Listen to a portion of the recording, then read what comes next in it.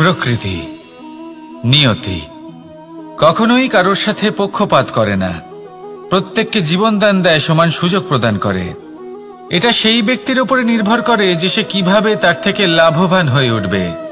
তার নির্বাচনের উপর নির্ভর করে, তার দৃষ্টিভঙ্গির উপর নির্ভর করে যে সে কতটা ধনাত্মক বা কতটা নেতিবাচক। দুই ধরনের মানুষ হন। এমন কিছু মানুষ হন যারা প্রত্যেক পরিস্থিতি, প্রত্যেক সমস্যা এবং বিপদে সুযোগ খুঁজে বের করেন। আর কিছু এমন মানুষ রয়েছেন যারা যে কোনো সুযোগে কোথাও না কোথাও থেকে একটা সমস্যা খুঁজে বের করেন। এবার আপনি কি চান? আপনি সুযোগ চান, তাহলে সুযোগ পাবেন। আপনি সমস্যা পেতে চান, সমস্যা তো আপনি চাইলেই খুঁজে পাবেন। চয়ন আপনারই, যে আপনি কতটা ধনাত্মক থাকতে চান, কতটা নেতিবাচক থাকতে চান। ধনাত্মক থাকুন, জীবনে সব কিছু সম্ভব হবে। আসুন আর আমার সাথে ভালোবেসে বলুন রাধা রাধা। যখনই আমরা কথা বলি জলরাশির বিষয়ে, যখন আমরা তুলনা করি, তখন আমাদের খুব ভালো লাগে মিষ্টি সরোবর, পুকুর, নদী। আর আমরা অপেক্ষা করে থাকি সাগরের জন্য, সমুদ্রের জন্য। কেন করি? কারণ এই সাগর, এই সমুদ্র, এ হলো অত্যন্ত বিশাল আর ভয়ানক। এর জলও কিন্তু নোনতা, যা আমরা পান করতে পারি না। কখনো ভেবে দেখেছেন এই সমুদ্রের অন্তরে এই নোনতা জল, এই নোনতা ভাব, এটা আসে কোত্থেকে? এই যে সমুদ্র, যে প্রবাহমান নদীর থেকে যে খনিজ নির্গত হয়, তার ভান্ডার হলো এটা। সেই খনিজকে নিজের অন্তরে গ্রহণ করে, সেই নোনতা ভাব নিজের মধ্যে সমাহিত করে, আর তারপর সেই নোনতা জল বাষ্পে পরিণত হয়ে ওপরে উঠে যায়, যা মেঘ হয়ে আপনার ওপর মিষ্টি বৃষ্টি হয়ে ঝরে পড়ে। এ হলো সমুদ্রের ত্যাগ, যার জন্য আপনি মিষ্টি জল পান করতে পারছেন, সে নদী থেকেই হোক বা সরোবর থেকে। সেই জন্যই হয়তো সাগর হলো এত মহান। হয়তো সেই জন্যই রত্ন সাগরে পাওয়া যায়। তাই মনে রাখবেন, ক্ষমতা তারই হয় যে ত্যাগ করতে জানে, কোনো বিষকে নিজের মধ্যে ধারণ করে নিতে জানে। তাহলে আপনিও এটাই করুন, এতটাই শক্তিশালী হয়ে উঠুন, আর আমার সাথে ভালোবেসে বলুন রাধা রাধা। বৃষ্টির ফোঁটা কত ছোট, কিন্তু সাগর কত বড়। হিমখণ্ড কত ছোট, হিমালয় কত বড়। কত পার্থক্য আছে দেখুন। দশরথ পুত্র রাম আর শ্রীরাম। দেখুন, একটা ফোঁটা একসাথে মিলিত হয়ে তখন এই বিশাল সাগর তৈরি হয়। সকল হিমখণ্ড যখন একসাথে মিলিত হয়, তখন এই বিশাল মহান হিমালয় গঠিত হয়। সেইভাবেই একটা ছোট্ট বনবাস দিয়ে শুরু হয়েছিল একটা যাত্রা, রাম থেকে শ্রীরাম হবার পথে, মর্যাদা পুরুষোত্তম হবার জন্য। কিন্তু এর থেকে আপনি কি শিখলেন? বিন্দু আসলে মহান নয়, মহান হলো সাগর। হিমখণ্ড মহান নয়, মহান হলো হিমালয়। অর্থাৎ কোনো মহান কাজ করার জন্য বা মহান হবার জন্য আপনাকে আরম্ভ করতে হবে ছোট থেকে। একটা অত্যন্ত সরল কিন্তু একটা গুরুত্বপূর্ণ কথা আমি আপনাকে বলতে চাই। দেখুন, আরম্ভ করার জন্য প্রথমেই আপনার মহান হবার কোনো প্রয়োজন নেই। কিন্তু হ্যাঁ, মহান হবার জন্য প্রথমে আরম্ভ করা অত্যন্ত প্রয়োজনীয়। আপনি যদি শুরুই না করেন, তাহলে কখনো মহান হতেই পারবেন না। প্রকৃত নিষ্ঠা দ্বারা আরম্ভ করুন। আপনার পদক্ষেপ, আপনার কর্ম যতই ক্ষুদ্র হোক না কেন, তা করতে থাকুন, নিরন্তর চেষ্টা করতে থাকুন। তারপর দেখবেন এই যে মহানুভবতা নিজে পথ চলে আপনার কাছে আসবে। তাই আপনি এটাই করুন আর আমার সাথে ভালোবেসে বলুন রাধা রাধা। কোনো প্রাণী, মানুষ অত্যন্ত চঞ্চল হয়, একদম জলের মতো। জলও অত্যন্ত চঞ্চল, অত্যন্ত উৎসুক। জল সবসময় উৎসুক হয়ে থাকে আকাশের কাছে যাবার জন্য। সেই জন্য সে নিজেকে জ্বালায়, বাষ্প হয়, আর আকাশে পৌঁছে মেঘে সমাহিত হয়ে যায়। তারপর সেই জল উৎসাহিত হয়ে থাকে যে ও কবে বৃষ্টির ধারা হয়ে মাটিতে ঝরে পড়বে। প্রখর বায়ুর বেগ সহ্য করে, তারপর মাটিতে ঝরে পড়ে।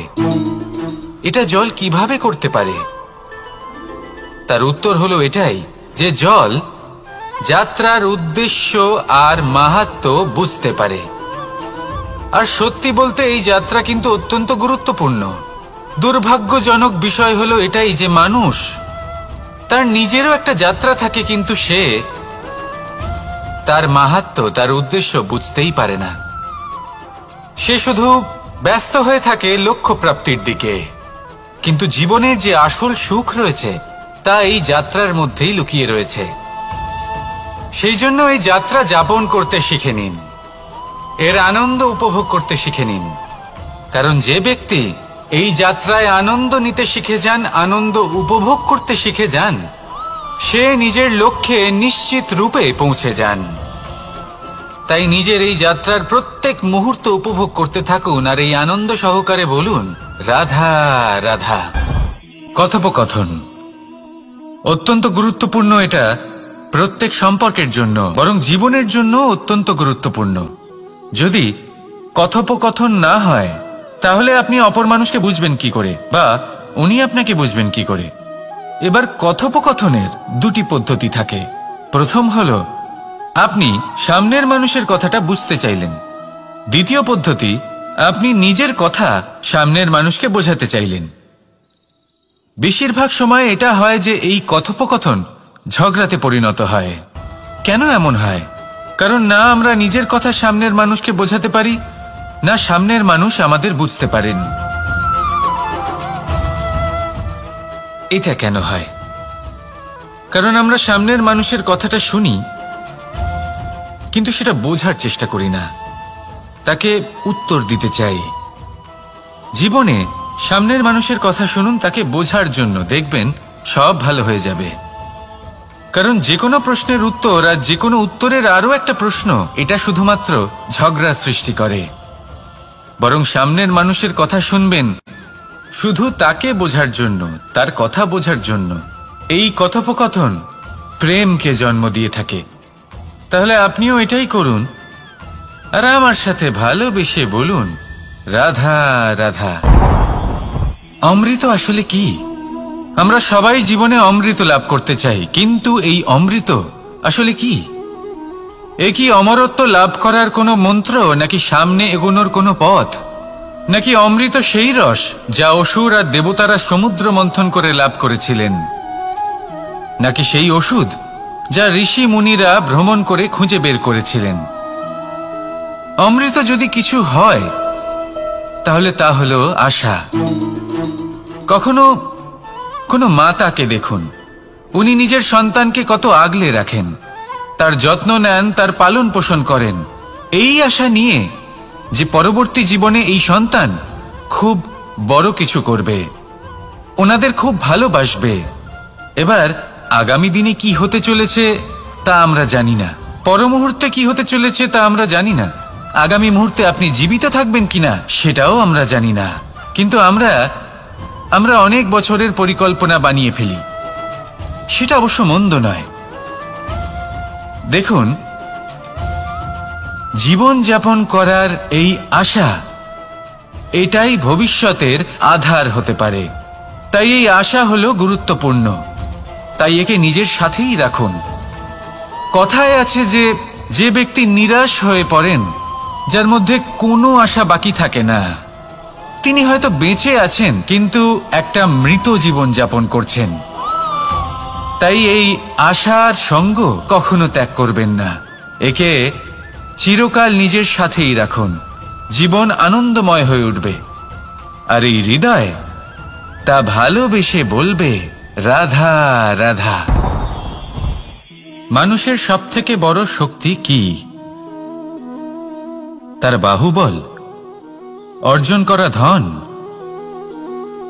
নাকি তার পেছনে দাঁড়িয়ে থাকা তার সমর্থক বা প্রশংসকদের দল, নাকি ঈশ্বরের আশীর্বাদ? সেটা কি? মানুষের সবথেকে বড় শক্তি হলো একটাই, আর তা সকলের মধ্যে আছে, আর তা হলো তার নিজের অস্তিত্ব, যা অন্য কারোর মধ্যে নেই। সংসারে অনেক লোক রয়েছেন, কিন্তু কেউ আপনার মতো নন। এটা হলো আপনার শক্তি, এ হলো আপনার নিজস্ব শক্তি। দুর্ভাগ্যবশত বেশিরভাগ মানুষ এটা বুঝতে পারেন না, নিজের শক্তিকে চিনতে পারেন না।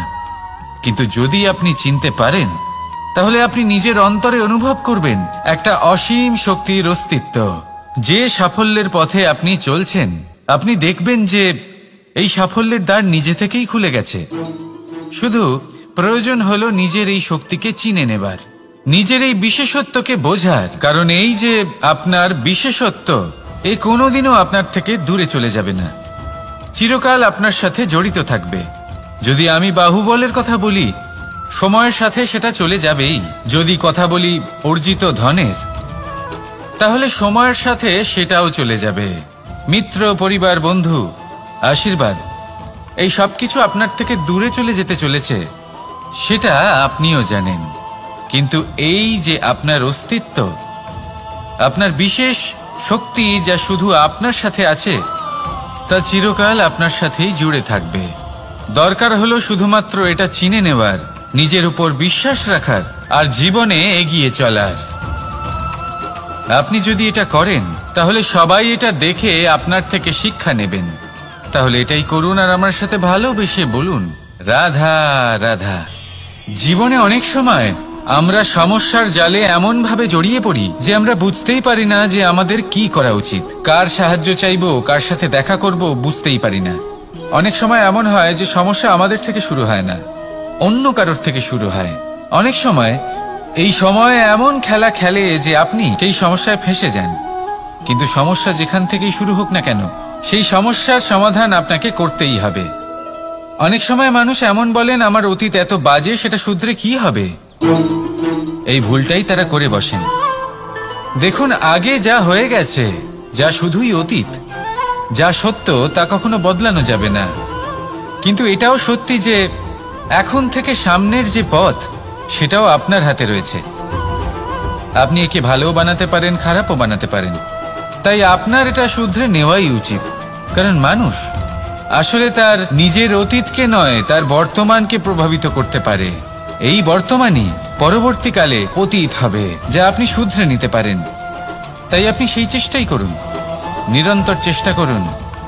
ধনাত্মক দৃষ্টিভঙ্গি নিয়ে নিজের বুদ্ধি প্রয়োগ করুন, সাহসের সদ্ব্যবহার করুন, যাতে আপনার আগামী সময় আপনি আরো ভালো করে তুলতে পারেন। আপনার সমাপ্তি আর সমাপ্তির পথে এই যাত্রা, তাকে আপনি সুখময় করে তুলতে পারেন। তাহলে এটাই করুন, আর আমার সাথে ভালোবেসে বলুন, রাধা রাধা। আমাদের এই বর্তমান আর ভবিষ্যৎকে সুন্দর করার উপায় কি? কেউ বলবেন, আজ নিরন্তর পরিশ্রম করতে থাকো, কর্ম এবং চেষ্টা করতে থাকো। তার থেকেও বেশি গুরুত্বপূর্ণ কিছু আছে, বিগত অতীতের সাথে শান্তি স্থাপনা করা। কারণ অনেক সময় আপনার এই অতীত আপনাকে সামনে অগ্রসর হতেই দেয় না। আর অতীতের এই বিতৃষ্ণা যদি আপনি ভুলতে না পারেন, তাহলে বর্তমানের এই মিষ্টি সুখ আপনি কিভাবে উপভোগ করবেন, ভবিষ্যৎকে কিভাবে সুন্দর বানাবেন? তাই এই অতীতকে ভুলে যান, এর থেকে যা শিক্ষা প্রাপ্ত করার করে নিন, আর বর্তমান এবং ভবিষ্যৎকে আরো সুন্দর করে তুলুন। আর আমার সাথে ভালোবেসে বলুন, রাধা রাধা। কথায় আছে যে নিজে করে দেখো, নিজে অভিজ্ঞতা প্রাপ্ত করো, নিজে শেখো, নিজে জানো। এতে কোনো কিছুই অনুচিত নেই। দেখুন, এমন নতুন কিছু করা যা আজ পর্যন্ত কখনো কেউ করেননি, তার থেকে যে অভিজ্ঞতা আসবে তা না শুধু আপনার জন্য বরং সবার জন্য লাভদায়ক হবে। যারা আপনাকে দেখে শিখছেন তাদেরও এতে লাভই হবে। কিন্তু সমস্যা কোথায় উৎপন্ন হয় সেটা আমি আপনাকে বলি। আমাদের জীবনকাল এতটাও বড় নয় যে প্রত্যেক কাজ করে আমরা অভিজ্ঞতা দ্বারা কিছু শিখতে পারবো। এবার ধরুন, এই যে আগুন গরম হয়, এটা জানার জন্য সংসারের প্রত্যেক মানুষকে আগুনে হাত দেওয়ার কোনো প্রয়োজন নেই। সংসারে অনেক লোক রয়েছেন, অনেক মহাপুরুষ ছিলেন, বিদ্বান লোক ছিলেন, বুদ্ধিমান লোক ছিলেন, যাদের অভিজ্ঞতা দ্বারা আমরাও শিখতে পারি। ওনাদের জীবনকে দেখে আমরাও অভিজ্ঞতা লাভ করতে পারি। যদি এটা করেন তাহলে জীবন আরো কিছুটা সরল হয়ে যাবে। নয়তো আমাদের কাছে তো বিকল্প রয়েছেই। আগুনে হাত দিয়ে দেখুন, সমুদ্রে ঝাঁপ দিয়ে দেখে নিন, অনেক বিকল্প রয়েছে। সিদ্ধান্ত আপনারই।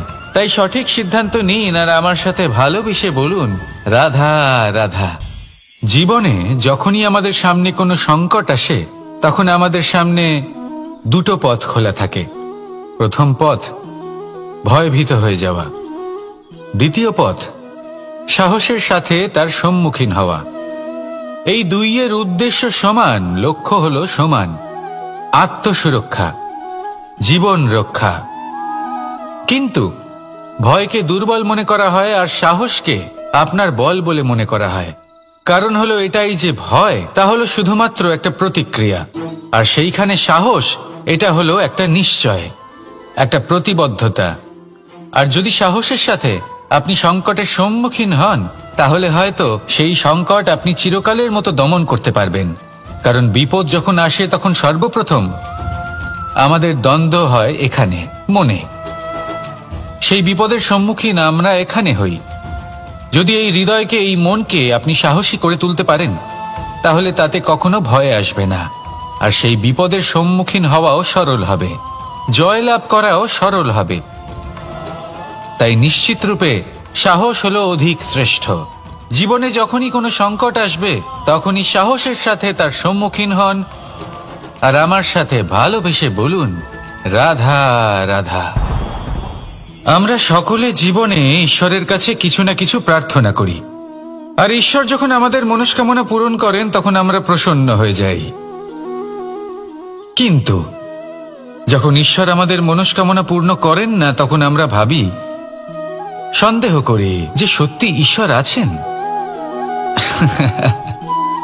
আপনাকে একটা কথা বলি, আপনি যদি ঈশ্বরের সম্মুখে নিজের ইচ্ছে বা মনস্কামনা রাখেন আর ঈশ্বর তা পূরণ করেন, তার অর্থ হলো ঈশ্বর এটা জানেন যে আপনার তার প্রয়োজন রয়েছে। কিন্তু যদি আপনি কামনা করেন আর তা পূর্ণ না হয়, তাহলে শুধু এটা মনে রাখবেন যে ঈশ্বর সেই সব দেখতে পান যা আপনি দেখতে পাচ্ছেন না। দ্বিতীয় কারণ হলো এটা, ঈশ্বর এটা খুব ভালো করে জানেন যে যে ইচ্ছে আপনি রাখছেন, সেই ইচ্ছে আপনি নিজের জোরে পূর্ণ করতে পারেন। তাই যদি আপনার ইচ্ছে ঈশ্বর পূর্ণ করেন, তাকে ধন্যবাদ জানান। আর যদি উনি আপনার ইচ্ছে পূর্ণ না করেন, তাহলে আরো ধন্যবাদ জানান। কারণ হয় উনি আপনার মঙ্গল চাইছেন, বা উনি আপনাকে ততটাই যোগ্য বলে মনে করছেন যে আপনি নিজেই নিজের ইচ্ছে, নিজের স্বপ্ন পূরণ করতে পারবেন। নিজের কর্ম করতে থাকুন, জীবনের সামনে এগোতে থাকুন, আর আমার সাথে ভালোবেসে বলুন, রাধা রাধা। একটা গাই আর একটা বাছুরের মধ্যে কেমন সম্পর্ক থাকে? একটা গাই নিজের বাছুরকে ডাকে, আর সেই বাছুর হাজার হাজার গাইয়ের মধ্যে থেকেও নিজের মাকে চিনতে পেরে যায় আর নিজের মায়ের সাথে এসে জড়িয়ে পড়ে। আর কিছুটা ঠিক এরকমই সম্পর্ক হলো আপনার কর্ম এবং আপনার কর্মফলের মধ্যে।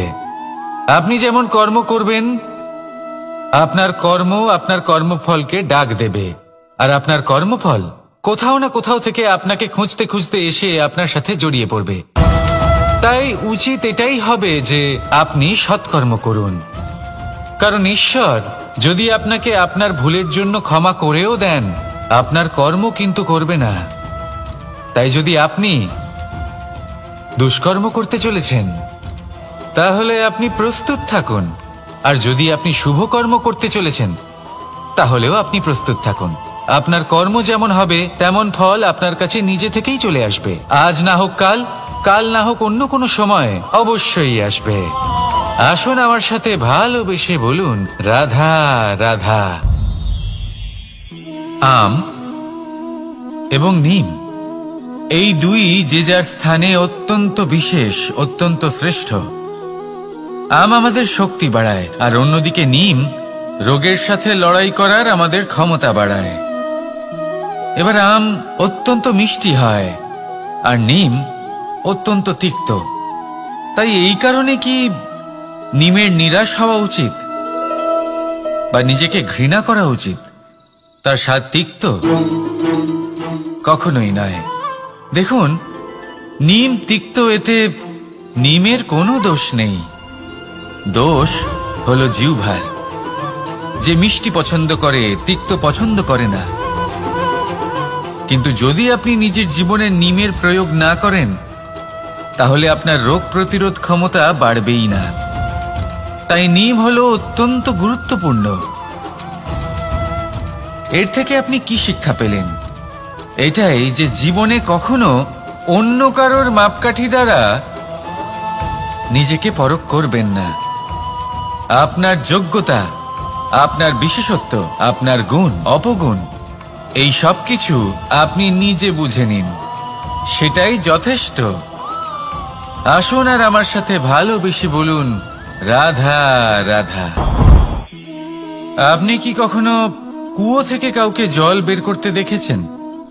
একটা পাত্রকে দড়ি দিয়ে বাঁধা হয়, তারপর তাকে কুয়োতে ফেলা হয়, টেনে তুলতে হয়, তবেই জল পাওয়া যায়। খুব সহজ ব্যাপার। কিন্তু কখনো এটা ভেবে দেখুন, কুয়োতে পাত্র ফেলার পরে যদি পাত্র সোজা হয়ে থাকে, তাহলে তা জলে প্রবেশ করতেই পারবে না। না জল সেই পাত্রে প্রবেশ করতে পারবে, সেই পাত্রকে নত হতে হবে, তবেই জল সেই পাত্রে প্রবেশ করবে, তবেই টেনে আনলে সেই জল আপনার তৃষ্ণা নিবারণ করবে। আর এর মধ্যে জীবনের একটা মূল্যবান শিক্ষা লুকিয়ে রয়েছে, এমন এক শিক্ষা যা সংসারের প্রত্যেক মানুষের জন্য গুরুত্বপূর্ণ। আর সেই শিক্ষার নাম হলো বিনম্রতা। সংসারে প্রত্যেক মানুষের বিনম্র হওয়া উচিত। আপনি নিজেকে বিনম্র করে তুলুন, আপনি বড়দের আশীর্বাদ লাভ করবেন, সাফল্যের মুখও দেখতে পাবেন। আপনি যদি বিনম্র না হন, তাহলে কিছুই টিকবে না।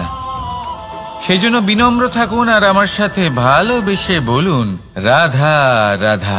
প্রকৃতি, নিয়তি কখনোই কারোর সাথে পক্ষপাত করে না, প্রত্যেককে জীবনদান দেয়, সমান সুযোগ প্রদান করে। এটা সেই ব্যক্তির উপরে নির্ভর করে যে সে কিভাবে তার থেকে লাভবান হয়ে উঠবে। তার নির্বাচনের উপর নির্ভর করে, তার দৃষ্টিভঙ্গির উপর নির্ভর করে, নির্ভর করে যে সে কতটা ধনাত্মক বা কতটা নেতিবাচক। দুই ধরনের মানুষ হন। এমন কিছু মানুষ হন যারা প্রত্যেক পরিস্থিতি, প্রত্যেক সমস্যা এবং বিপদে সুযোগ খুঁজে বের করেন। আর কিছু এমন মানুষ রয়েছেন যারা যে কোনো সুযোগে কোথাও না কোথাও থেকে একটা সমস্যা খুঁজে বের করেন। এবার আপনি কি চান? আপনি সুযোগ চান, তাহলে সুযোগ পাবেন। আপনি সমস্যা পেতে চান, সমস্যা তো আপনি চাইলেই খুঁজে পাবেন।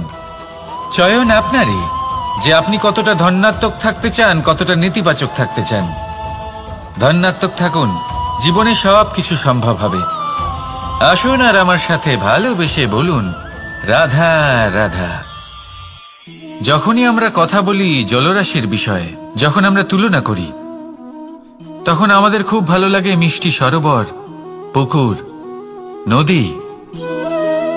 আর আমরা অপেক্ষা করে থাকি সাগরের জন্য, সমুদ্রের জন্য। কেন করি? কারণ এই সাগর, এই সমুদ্র, এ হলো অত্যন্ত বিশাল আর ভয়ানক। এর জলও কিন্তু নোনতা, যা আমরা পান করতে পারি না। কখনো ভেবে দেখেছেন এই সমুদ্রের অন্তরে এই নোনতা জল, এই নোনতা ভাব, এটা আসে কোত্থেকে? এই যে সমুদ্র, যে প্রবাহমান নদীর থেকে যে খনিজ নির্গত হয়, তার ভান্ডার হলো এটা।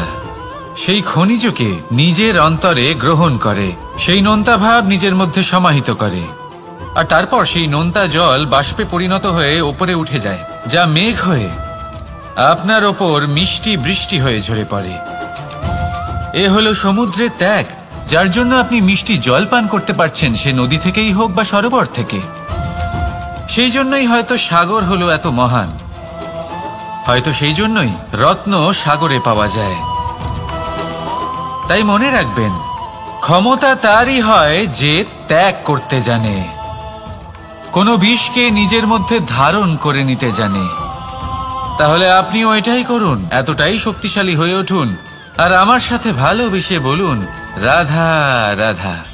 বৃষ্টির ফোঁটা কত ছোট, কিন্তু সাগর কত বড়। হিমখণ্ড কত ছোট, হিমালয় কত বড়, কত পার্থক্য আছে দেখুন। দশরথ পুত্র রাম আর শ্রীরাম। দেখুন, একটা ফোঁটা একসাথে মিলিত হয়ে তখন এই বিশাল সাগর তৈরি হয়। সকল হিমখণ্ড যখন একসাথে মিলিত হয় তখন এই বিশাল মহান হিমালয় গঠিত হয়। সেইভাবেই একটা ছোট্ট বনবাস দিয়ে শুরু হয়েছিল একটা যাত্রা, রাম থেকে শ্রীরাম হবার পথে, মর্যাদা পুরুষোত্তম হবার জন্য। কিন্তু এর থেকে আপনি কি শিখলেন? বিন্দু আসলে মহান নয়, মহান হলো সাগর। হিমখণ্ড মহান নয়, মহান হলো হিমালয়। অর্থাৎ কোনো মহান কাজ করার জন্য বা মহান হবার জন্য আপনাকে আরম্ভ করতে হবে ছোট থেকে। একটা অত্যন্ত সরল কিন্তু একটা গুরুত্বপূর্ণ কথা আমি আপনাকে বলতে চাই। দেখুন, আরম্ভ করার জন্য প্রথমেই আপনার মহান হবার কোনো প্রয়োজন নেই। কিন্তু হ্যাঁ, মহান হবার জন্য প্রথমে আরম্ভ করা অত্যন্ত প্রয়োজনীয়। আপনি যদি শুরুই না করেন তাহলে কখনো মহান হতেই পারবেন না। প্রকৃত নিষ্ঠা দ্বারা আরম্ভ করুন। আপনার পদক্ষেপ, আপনার কর্ম যতই ক্ষুদ্র হোক না কেন, তা করতে থাকুন, নিরন্তর চেষ্টা করতে থাকুন। তারপর দেখবেন এই যে মহানুভবতা নিজে পথ চলে আপনার কাছে আসবে। তাই আপনি এটাই করুন আর আমার সাথে ভালোবেসে বলুন, রাধা রাধা। কোনো প্রাণী, মানুষ অত্যন্ত চঞ্চল হয়, একদম জলের মতো। জলও অত্যন্ত চঞ্চল, অত্যন্ত উৎসুক। জল সবসময় উৎসুক হয়ে থাকে আকাশের কাছে যাবার জন্য। সেই জন্য সে নিজেকে জ্বালায়, বাষ্প হয় আর আকাশে পৌঁছে মেঘে সমাহিত হয়ে যায়। তারপর সেই জল উৎসাহিত হয়ে থাকে যে ও কবে বৃষ্টির ধারা হয়ে মাটিতে ঝরে পড়বে। প্রখর বায়ুর বেগ সহ্য করে, তারপর মাটিতে ঝরে পড়ে। এটা জল কিভাবে করতে পারে? তার উত্তর হলো এটাই যে জল যাত্রার উদ্দেশ্য আর মাহাত্ম্য বুঝতে পারে। আর সত্যি বলতে এই যাত্রা কিন্তু অত্যন্ত গুরুত্বপূর্ণ। দুর্ভাগ্যজনক বিষয় হলো এটাই যে মানুষ তার নিজেরও একটা যাত্রা থাকে, কিন্তু সে তার মাহাত্ম্য, তার উদ্দেশ্য বুঝতেই পারে না। সে শুধু ব্যস্ত হয়ে থাকে লক্ষ্য প্রাপ্তির দিকে। কিন্তু জীবনের যে আসল সুখ রয়েছে তা এই যাত্রার মধ্যেই লুকিয়ে রয়েছে। সেই জন্য এই যাত্রা যাপন করতে শিখে নিন, এর আনন্দ উপভোগ করতে শিখে নিন। কারণ যে ব্যক্তি এই যাত্রায় আনন্দ নিতে শিখে যান, আনন্দ উপভোগ করতে শিখে যান, সে নিজের লক্ষ্যে নিশ্চিত রূপে পৌঁছে যান। তাই নিজের এই যাত্রার প্রত্যেক মুহূর্ত উপভোগ করতে থাকুন আর এই আনন্দ সহকারে বলুন, রাধা রাধা। কথোপকথন অত্যন্ত গুরুত্বপূর্ণ। এটা প্রত্যেক সম্পর্কের জন্য, বরং জীবনের জন্য অত্যন্ত গুরুত্বপূর্ণ। যদি কথোপকথন না হয় তাহলে আপনি অপর মানুষকে বুঝবেন কি করে, বা উনি আপনাকে বুঝবেন কি করে? এবার কথোপকথনের দুটি পদ্ধতি থাকে। প্রথম হলো আপনি সামনের মানুষের কথাটা বুঝতে চাইলেন। দ্বিতীয় পদ্ধতি, আপনি নিজের কথা সামনের মানুষকে বোঝাতে চাইলেন। বেশিরভাগ সময় এটা হয় যে এই কথোপকথন ঝগড়াতে পরিণত হয়। কেন এমন হয়? কারণ না আমরা নিজের কথা সামনের মানুষকে বোঝাতে পারি, না সামনের মানুষ আমাদের বুঝতে পারেন। এটা কেন হয়? কারণ আমরা সামনের মানুষের কথাটা শুনি কিন্তু সেটা বোঝার চেষ্টা করি না, তাকে উত্তর দিতে চাই। জীবনে সামনের মানুষের কথা শুনুন তাকে বোঝার জন্য, দেখবেন সব ভালো হয়ে যাবে। কারণ যে কোনো প্রশ্নের উত্তর আর যে কোনো উত্তরের আরো একটা প্রশ্ন, এটা শুধুমাত্র ঝগড়া সৃষ্টি করে। বরং সামনের মানুষের কথা শুনবেন শুধু তাকে বোঝার জন্য, তার কথা বোঝার জন্য। এই কথোপকথন প্রেমকে জন্ম দিয়ে থাকে। তাহলে আপনিও এটাই করুন আর আমার সাথে ভালোবেসে বলুন, রাধা রাধা। অমৃত আসলে কি? আমরা সবাই জীবনে অমৃত লাভ করতে চাই, কিন্তু এই অমৃত আসলে কি? এ কি অমরত্ব লাভ করার কোনো মন্ত্র, নাকি সামনে এগোনোর কোনো পথ, নাকি অমৃত সেই রস যা অসুর আর দেবতারা সমুদ্র মন্থন করে লাভ করেছিলেন, নাকি সেই ওষুধ যা ঋষি মুনিরা ভ্রমণ করে খুঁজে বের করেছিলেন? অমৃত যদি কিছু হয় তাহলে তা হলো আশা। কখনো কোনো মাতাকে দেখুন, উনি নিজের সন্তানকে কত আগলে রাখেন, তার যত্ন নেন, তার পালন পোষণ করেন, এই আশা নিয়ে যে পরবর্তী জীবনে এই সন্তান খুব বড় কিছু করবে, ওনাদের খুব ভালোবাসবে।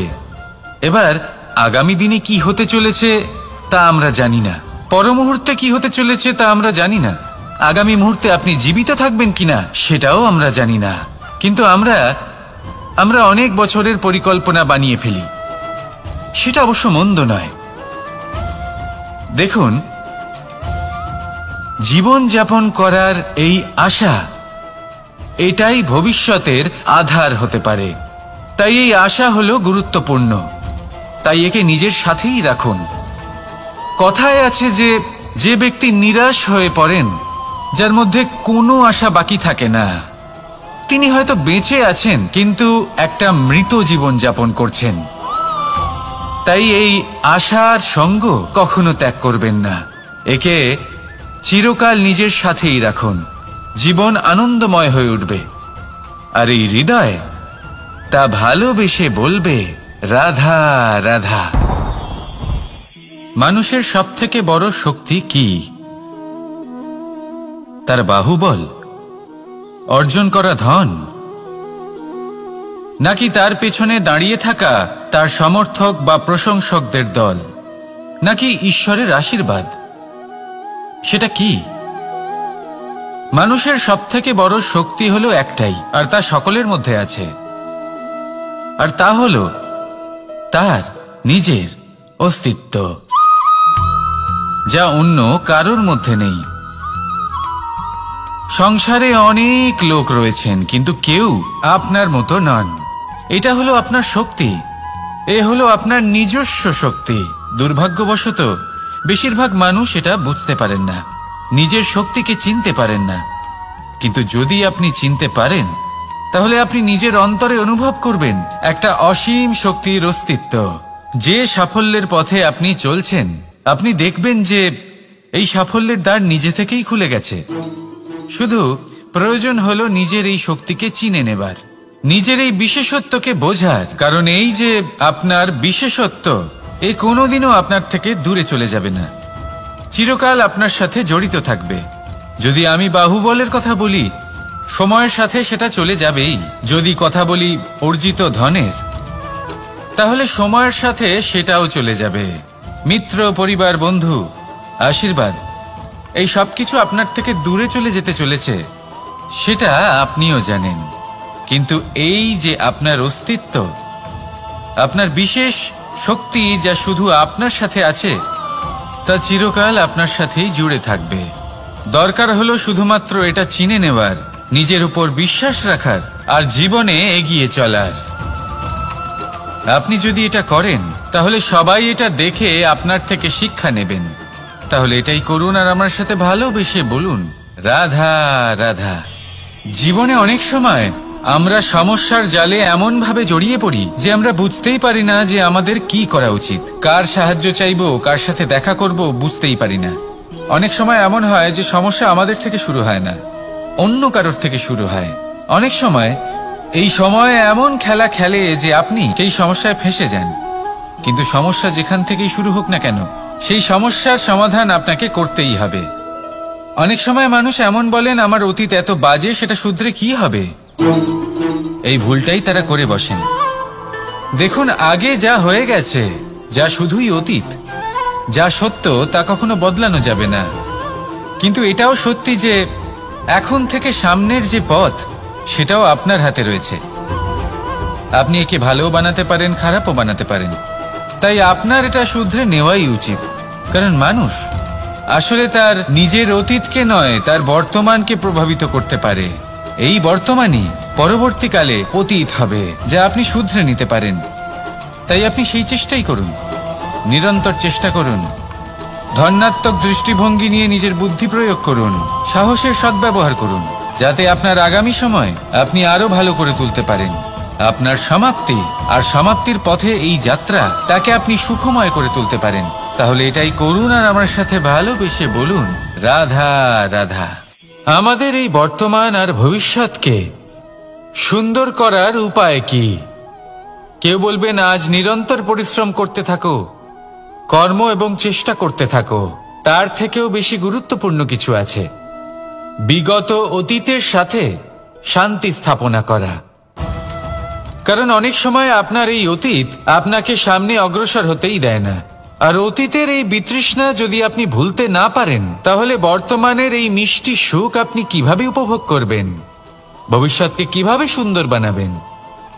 তাই এই অতীতকে ভুলে যান, এর থেকে যা শিক্ষা প্রাপ্ত করার করে নিন, আর বর্তমান এবং ভবিষ্যৎকে আরো সুন্দর করে তুলুন। আর আমার সাথে ভালোবেসে বলুন, রাধা রাধা।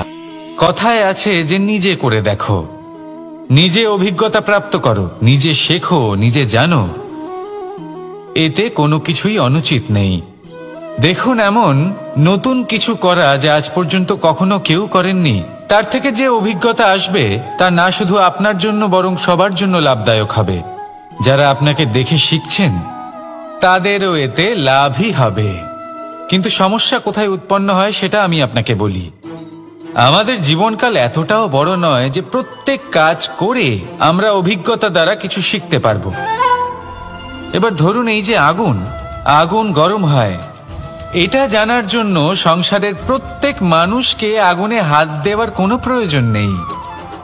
সংসারে অনেক লোক রয়েছেন, অনেক মহাপুরুষ ছিলেন, বিদ্বান লোক ছিলেন, বুদ্ধিমান লোক ছিলেন, যাদের অভিজ্ঞতা দ্বারা আমরাও শিখতে পারি। ওনাদের জীবনকে দেখে আমরাও অভিজ্ঞতা লাভ করতে পারি।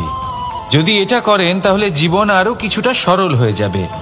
নয়তো আমাদের কাছে তো বিকল্প রয়েছেই।